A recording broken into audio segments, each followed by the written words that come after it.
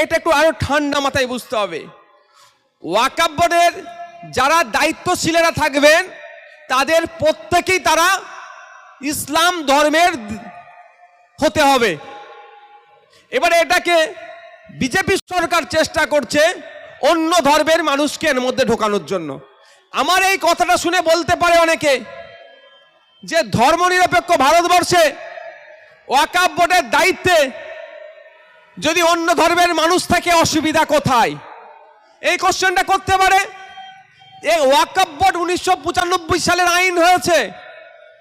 আপনি 1800 সালের দিকে যদি চলে যান, দা হিন্দু রিলিজিয়াস এন্ডোমেন্ট, হিন্দু ধর্মের পূর্বপুরুষেরা হিন্দু ধর্মের মন্দিরের জন্য, শ্মশানের জন্য, দেবদেবীর জন্য যে সম্পত্তিগুলো উৎসর্গ করে, যাকে আমরা সহজেই দেবত্ব সম্পত্তি বলি, সেই দেবত্ব সম্পত্তি রক্ষণাবেক্ষণের জন্য দা হিন্দু রিলিজিয়াস এন্ডোমেন্ট অ্যাক্ট আছে, তার মাধ্যমে রক্ষণাবেক্ষণ হয়।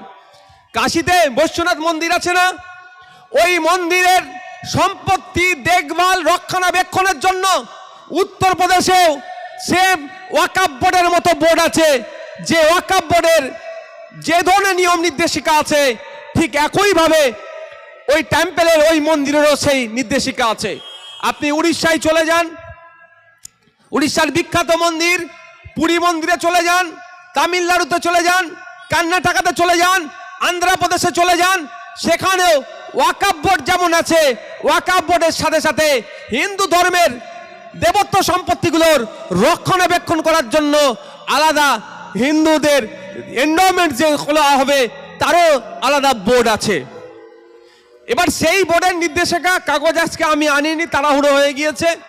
সেই বোর্ডের সেই অ্যাক্টে সরাসরি উল্লেখ করা আছে যে আপনার যদি কাশী বৈশ্বনাথ মন্দির তো ওই অ্যাক্ট ওর যে আইন আছে, ওই মন্দিরে অ্যাক্টের যে আইন আছে সেখানে উল্লেখ করা আছে এই মন্দিরের ট্রাস্টি বোর্ডে এই মন্দিরের কমিটির মধ্যে যারা থাকবেন তারা ধর্মীয় হিন্দু হতে হবে। অফিসার টফিসার যেই থাকুন না কেন সবাইকে হিন্দু হতে হবে এবং কর্মচারী পর্যন্ত হিন্দু হতে হবে। যদি কোনো কর্মচারী বা কোনো ট্রাস্টি অফিসার হিন্দু থাকা অবস্থায় তার ধর্ম যদি সে পরিবর্তন করে, তার ধর্ম যদি সে সিজ করে, পরিবর্তন করে, কনভার্ট হয় অন্য কোনো ধর্মে, তাহলে এই বোর্ডে তিনি আর থাকতে পারবেন না, সরাসরি উল্লেখ আছে। অর্থাৎ হিন্দু সমাজের দেবত্ব সম্পত্তি রক্ষণাবেক্ষণের জন্য সরকারি কমিটি হলেও সেখানে কোনো অহিন্দু জায়গা পাবে না, এটা আইন হয়ে আসছে। ঠিক একইভাবে আইন হয়েছিল যে ওয়াকফ বোর্ডের যে সম্পত্তি আছে সেটাকে দেখভাল রক্ষণাবেক্ষণ ওয়াকফ বোর্ডে কারা থাকবে, সরকার পরিচালনা করলেও অমুসলিম কেউ হবে না। এখন কেন্দ্রের বিজেপি সরকার হিন্দু মুসলমানের মধ্যে রেষারেষি তৈরি করার জন্য এটা ওয়াকফ বোর্ডের ধর্মীয় জিগির তুলছে। এবার স্বাভাবিকভাবে বিধানসভা এটা নিয়ে দুদিন ডিবেট হয়েছিল, আমি বলিনি, আমার সময় কল্প ছিল, বলতাম না হলে। শাসক দলের অনেক বিধায়ক বলেছেন তাহলে পুরী মন্দিরের যে ট্রাস্ট আছে ওখানে যদি কোনো মুসলিম সদস্য পদ নিতে চায় হবে তো। বলেছেন তামিলনাড়ুর কথা, বিভিন্ন কালীঘাট মন্দির, বিভিন্ন মন্দিরের যে ট্রাস্টি আছেন, বোর্ডের যারা দায়িত্বশীলেরা আছেন তারা সকলেই কিন্তু হিন্দু ধর্মের দীক্ষিত, অহিন্দু কেউ নয়। এটা হয়ে আসছে, এটাই তো ধর্মীয় সম্পত্তি রক্ষণাবেক্ষণ করবে, সম্পত্তি দেখভাল করবে সেই ধর্মের মানুষজন। কিন্তু বিজেপি সরকার সংশোধনীর নাম করে এটাকে ধূলিসাৎ করতে চাইছে, এর বিরোধিতা আমরা করছি। কিন্তু এই বিজেপি মিথ্যাচার করছে, চাপিয়ে দেওয়ার চেষ্টা করছে। একটা ভয়ঙ্কর পয়েন্ট দিয়েছে এর মধ্যে, ভয়ঙ্কর পয়েন্টটা হচ্ছে প্র্যাকটিসিং ইসলাম।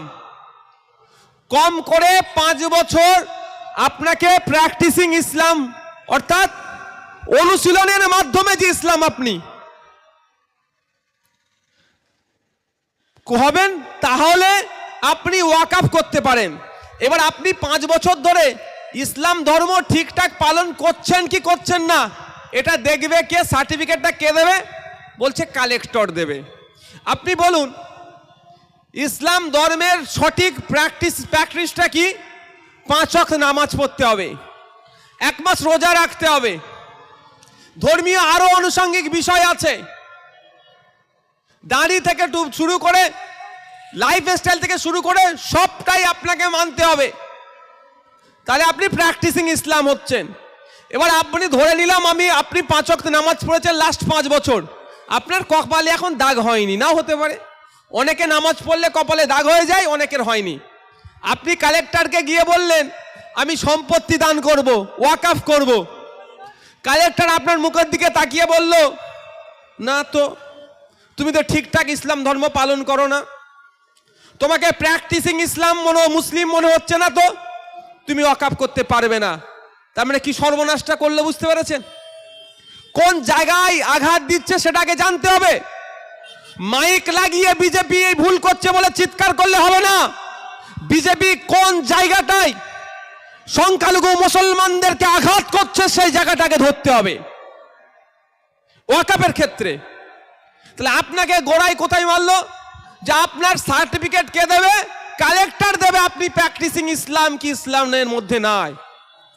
এবার আপনি বলেন আপনি ফজরের নামাজ পড়লেন হয়তো মসজিদে না গিয়ে বাড়িতেও, ঠান্ডার সময় গরম পানি হোক আর ঠান্ডা পানিতে উঁচু করে ঘরের মধ্যে পড়ে নিলেন।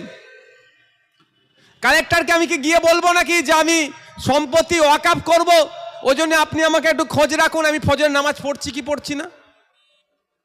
তাহলে কি যত মুসলিম আছে পশ্চিমবাংলায়, ভারতবর্ষে, মোদিজি কি প্রত্যেকটা মুসলমানের সাথে একটা করে অফিসার দিয়ে রাখবে নাকি? হ্যাঁ, যে ইসলাম ধর্ম সঠিকভাবে পালন করছে কি করছে না? এই ধরনের অবান্তর বিষয়গুলো ওর মধ্যে ঢুকিয়ে দিয়েছে।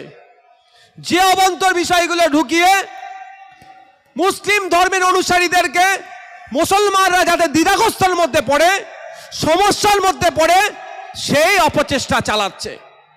এই বিল নিয়ে পার্লামেন্টে যখন প্রথম বিল পেশ করেছিল, হট্টগোল হয়েছিল, তখন স্পিকার স্যার জেপিসিতে পাঠিয়েছিল, অর্থাৎ joint parliamentary committee. Joint parliamentary কমিটির মধ্যে পশ্চিমবাংলা থেকে 2 জন এমপি আছে তৃণমূলের, একটা হচ্ছেন আপনার নাদিমুল হক সাহেব, আর অপরজন হচ্ছেন কল্যাণ ব্যানার্জি বাবু। কল্যাণ ব্যানার্জি বাবু বেশ কয়েকটা মিটিংয়ে উপস্থিত ছিলেন, আবার কয়েকটা মিটিংয়েও তিনি অনুপস্থিত ছিলেন। আর নাদিমুল হক বাবুর উপস্থিতির থেকে অনুপস্থিতের সংখ্যা বেশি। ওনাদের কাজ ছিল ওই মিটিংগুলোকে অ্যাটেন্ড করে এর বিরোধিতা করা। তা না করে কি দেখলাম, আপনাকে আমাকে বোকা বানানোর জন্য, আপনার আমার শুধু ভোটটাকে নেওয়ার জন্য কোথায় কাঁচে হাত কেটে আপনার আমার মাসিয়া সেজে বলল। যেই হাত, যেটার জন্য নাকি ওয়াকফের জন্য নাকি তিনি হাত কাটলেন, ওই ওয়াকফ, ওই হাত দিয়ে আজকে যে যোগী আদিত্যনাথ মুসলমানদের উত্তরপ্রদেশে দেখে দেখে খুন করছে, সেই হাতে আবার ফুল ধরে দিলেন। আমরা ধিক্কার, নিন্দা জানাই ওনার এই আচরণকে। সত্যি ভাবতে অবাক লাগছে,